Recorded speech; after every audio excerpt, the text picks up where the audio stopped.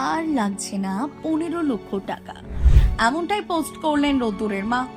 সকলের ভালোবাসায় কেমন আছে ছোট্ট খুদে। গত কয়েকদিন ধরে সমাজ মাধ্যমে উদ্বেগ ছড়িয়েছিল ডান্স বাংলা ডান্স খ্যাত খুদে শিল্পী রোদ্দুর চট্টোপাধ্যায়কে নিয়ে। নিউমোনিয়ায় আক্রান্ত হয়ে ফুসফুসের সংক্রমণ ছড়িয়ে পড়ায় তাকে হাসপাতালে ভর্তি করতে হয়। প্রথমে শিশু মঙ্গল হাসপাতালে এবং পরে বাইপাসের অ্যাপেলো হাসপাতালে ভর্তি করা হয় রোদ্দুরকে।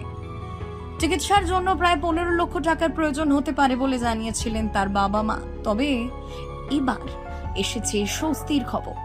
গত 9 মার্চ রোদ্দুরকে নিবিড় পরিচর্যা কক্ষ থেকে সাধারণ বেডে স্থানান্তর করা হয়েছে। চিকিৎসকদের মতে আপাতত অস্ত্রোপচারের প্রয়োজন নেই, ওষুধেই ধীরে ধীরে সুস্থ হয়ে উঠছে সে। এখন প্রায় 6 লক্ষ টাকার মধ্যেই চিকিৎসা সম্পন্ন হবে বলে জানিয়েছেন চিকিৎসকরা। এই খবরে স্বস্তি পেয়েছে রোদ্দুরের পরিবার ও অনুরাগীরা। এখন সবার একটাই প্রার্থনা, দ্রুত সুস্থ হয়ে উঠুক ছোট্ট রোদ্দুর।